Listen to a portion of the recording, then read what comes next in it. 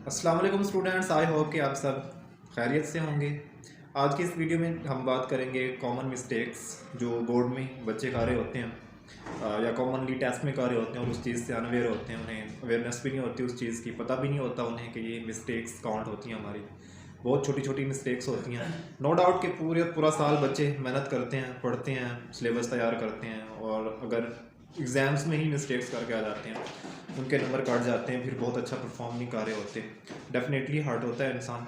बहरहाल इन मिस्टेक्स को हम देखेंगे और उन मिस्टेक्स को कैसे रेक्टिफाई कर सकते हैं, वो इन इन चीज़ों पे हम डिस्कस करेंगे। मैं तो अपने स्टूडेंट से यही एक्सपेक्ट कर रहा होता हूँ कि वो ज़्यादा से ज़्यादा इम्प्रूव करें खुद को, कोशिश करें इन मिस्टेक्स पर काबू पाएँ और ज़्यादा बहुत अच्छी परफॉर्मेंस दे सकें। ये कॉमन मिस्टेक जो है वो देखी गई है, या पर्सनली मैंने अपने स्टूडेंट्स ने भी फील की है जो मिस्टेक कर रहे होते हैं, वो पेन और मार्कर का यूज़ हम देखेंगे नेक्स्ट आने वाली वीडियोज़ में कि किस तरह आपने मार्कर यूज़ करना है उर्दू और इंग्लिश के लिए। और इसी तरह पेन आपने एक बात ध्यान में रखनी है, जब भी आप एग्ज़ाम में कोई पेन या मार्कर यूज़ करें तो आप कोशिश करें कि आपका वही पेन और मार्कर यूज़ हो जो आप रूटीन में यूज़ कर रहे हैं, मतलब मामूल के मुताबिक जो आपका यूज़ हो रहा है। ऐसा नहीं है कि एग्ज़ाम्स आ गए और आप सारी चीज़ें नहीं लें और उसके बाद चले जाएँ। आप जो रूटीन में यूज़ कर रहे हैं चीज़ें, वो ज़्यादा बेटर होता है कि आप उनको इस्तेमाल में लाएँ। और कलर में आपने बहुत ज़्यादा इम्पॉर्टेंट है पेन और मार्कर। पेपर अटेम्पटेशन में या पेपर जो प्रेजेंटेशन है उनमें कलर बहुत मैटर करता है। कलर कंट्रास्ट आपने ब्लू रखना है, मतलब ब्लू पेन और ब्लू मार्कर। इसके अलावा कोई भी और कुछ भी यूज़ नहीं करना आपने। बेशक दो दो ब्लू पेन ले लें, बेशक दो दो आप ब्लू मार्कर्स ले लें, लेकिन आपने ब्लू रखना है। कलर कंट्रास्ट डिफरेंट डिफरेंट और कुछ भी यूज़ नहीं करना आपने। कुछ बोर्ड में पॉलिसीज़ होती हैं जिनमें ब्लैक अलाउ होता है, कुछ बोर्ड में अलाउ नहीं होता। तो आप कोशिश करें, यही प्रेफर किया जा रहा होता है कि आप जो मार्कर का यूज़ है वो ब्लू रखें और पेन का यूज़ भी आप ब्लू ही करें। एक तो पेपर प्रेजेंटेशन बहुत अच्छी बन जाती है उससे, दूसरा कलर कंट्रास्ट बहुत प्यारा लग रहा होता है उसमें। इस वजह से ज़्यादा प्रेफर यही करना चाहिए कि ब्लू पेन और ब्लू मार्कर। और दूसरा ये कि आपने चीज़ें जो इस्तेमाल नहीं करनी, लेड पेंसिल का बिल्कुल भी इस्तेमाल नहीं करना। ये वाज़ेह इंस्ट्रक्शंस होती हैं, स्लिप पे भी होती हैं शायद, या बोर्ड की जो शीट आती है उस पर भी होती है कि लेड पेंसिल का यूज़ नहीं करना आपने। लेड पेंसिल के अलावा इंक रिमूवर है, कोई वाइटनर है, कोई मतलब डिफरेंट डिफरेंट और भी। और यही बस आइडियल चीज़ें यही दो हैं, ब्लू पेन और ब्लू मार्कर। जहाँ भी आपने एग्जाम में यूज़ करना है यही करना है। इसके अलावा आपके पास कुछ भी नहीं होना चाहिए, ना कोई पॉइंटर, ना कोई बॉल पेन, कुछ भी और नहीं। बस ये दो चीज़ें ज़्यादा आइडियली यूज़ की जा रही होती हैं।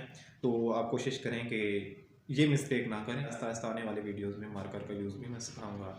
पेपर प्रेजेंटेशन कैसे बेहतर बनानी है उन पर भी बात होगी।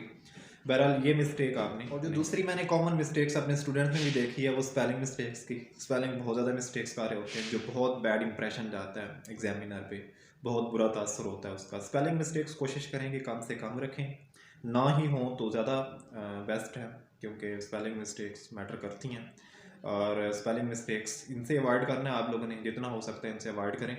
और स्पेलिंग मिस्टेक्स, ये दूसरी बड़ी जो मिस्टेक कर रहे होते हैं पेपर अटैम्प्ट के दौरान, वो आप लोगों ने नहीं करना। जो आपने तीसरी चीज़ है वो माइंड में रखनी है, वो टाइम और स्पीड, राइटिंग स्पीड और टाइम। क्योंकि बाज़ बच्चे ऐसे करते हैं कि इस पेपर स्टार्ट होता है तो बहुत बहुत अच्छा, बहुत स्लो स्पीड से और बहुत अच्छी प्रेजेंटेशन करके लिख रहे होते हैं। जब एंड पे पहुंचते हैं उन्हें पता फील होता है या पता चलता है कि टाइम बहुत कम रह गया और काम बहुत करने वाला पड़ा हुआ है अभी, तो वो क्या करते हैं, अपनी स्पीड बढ़ा देते हैं। उससे उनकी राइटिंग बहुत बुरा इम्पैक्ट जा रहा होता है, बहुत बुरा तासर होता है। बच्चे चौथी मिस्टेक कह लें, वो ये करते हैं कि क्वेश्चन खाली छोड़ के आ जाते हैं। मतलब 5 करने थे जो नेसेसरी थे या कंपलसरी थे, 5 करने थे, तो उनमें से क्या करते हैं, 4 करके अटैम्प्ट आ जाते हैं, 3 अटैम्प्ट करके आ जाते हैं। ये जो रिक्वायरमेंट थी वो पूरी नहीं करते। तो एक तो मिस नहीं करना कोई क्वेश्चन, ये बहुत बड़ी मिस्टेक्स करते हैं जो स्टूडेंट मिस कर देते हैं क्वेश्चन को। आपने मिस नहीं करना।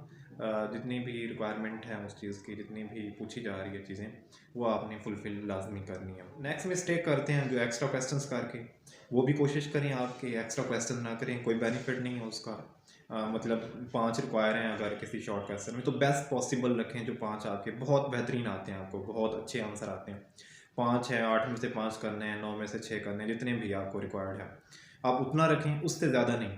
बाज़ बच्चे सोच रहे होते हैं कि नहीं अगर उसमें से गलत हो गया तो नेक्स्ट मेरा चेक हो जाएगा। ऐसा कुछ भी नहीं होता। आप 5 अपने, आप 6 जितने भी रिक्वायर हैं उसमें वही बेस्ट रखें, आपके वही बेस्ट आंसर्स हैं, इसके अलावा कोई एक्स्ट्रा करने की ज़रूरत नहीं है। एक्स्ट्रा करने में आप टाइम भी वेस्ट करेंगे और उसकी आउटपुट भी आपको ज़ीरो मिलेगी, कुछ भी उससे हासिल होने वाला नहीं है। और जो मिस्टेक करते हैं आप, वो ये करते हैं कि मतलब आप एडिशनल चीज़ें लिख देते हैं उसमें। एडिशनल का मतलब ये है कि इरेलीवेंट चीज़ें आप लिख देते हैं उसमें। कुछ पूछा जा रहा होता है, आप कुछ बता रहे होते हैं, वजह यही है कि पता नहीं होता आंसर का, या फिर आप फुली प्रिपेयर नहीं होते उस आंसर के लिए, तो फिर आप इधर उधर की बातें लिखते हैं। इससे आपने परहेज़ करना है। या बाज़ बच्चे क्या करते हैं कि लास्ट पे कोई दुआएं लिख दी, कुछ कर दिया, पता नहीं डिफरेंट डिफरेंट, वैसे पेपर चेकिंग के दौरान भी आ रहे होता सामने कि पता नहीं किसी ने अगर मुझे पास कर दें, अल्लाह आपको ये कर दे और वो कर दे, इस तरह की आपने कुछ भी ऐसा उसमें ऐसा कुछ भी नहीं लिखना। आपने सिंपली जाना है और सिंपल पेपर अटैम्प्ट करना है, और इस तरह की जो मिस्टेक्स करते हैं वो उनसे अवॉइड करना है। आपने बिल्कुल भी ऐसी कोई हरकत नहीं करनी, और ये बहुत बुरी बात है और बहुत बुरा इम्पैक्ट भी जा रहा होता है इस पर एग्जामिनर का। और इसके अलावा आपने जो पेपर की अलाइनमेंट है वो बहुत इंप्रूव रखनी है। ये मिस्टेक करते हैं बच्चों को, पेपर की अलाइनमेंट का पता नहीं होता। अलाइनमेंट का मतलब है उसकी पेपर की तरतीब, मतलब पैराग्राफ है तो पैराग्राफ के दरमियान स्टार्ट में स्पेसिंग होती है, वो स्पेसिंग दें आप। सवाल नंबर की अलाइनमेंट बहुत अच्छी होनी चाहिए, क्वेश्चन नंबर की अलाइनमेंट बहुत अच्छी होनी चाहिए।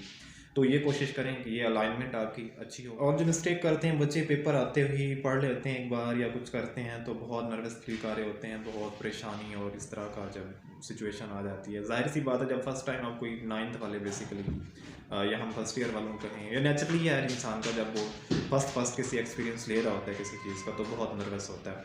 तो आप कोशिश करें कि पेपर के दौरान बहुत कूल रहें, बहुत काम रहें, कोई बात नहीं है। मतलब आप पढ़ें उसे अच्छे से, जितना आपको आता है उतना करें। आपको बिल्कुल टेंस होने की ज़रूरत नहीं है, बिल्कुल नर्वस होने की ज़रूरत नहीं है।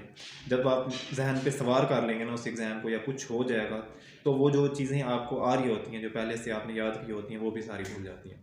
तो इससे बेहतर यही है कि आप कूल रहें, काम रहें, और उस हवाले से उसके बाद आप पेपर अच्छे से जितना आता है उतना करें। नर्वस नहीं होके करना, रिलैक्स रहें बिल्कुल अच्छे अंदाज में, और बिल्कुल कंपोज होके आपने खुद पेपर को अटैम्प्ट करना है। इसके अलावा मिस्टेक्स जो आगे आएंगी इंशाल्लाह नेक्स्ट वीडियोस में, पेपर प्रेजेंटेशन के दौरान जो आती हैं, वो भी उन पे भी डिस्कस करते जाएंगे। मार्कर के यूज़ में भी जो मिस्टेक्स आती हैं उन पे भी बात होती जाएगी।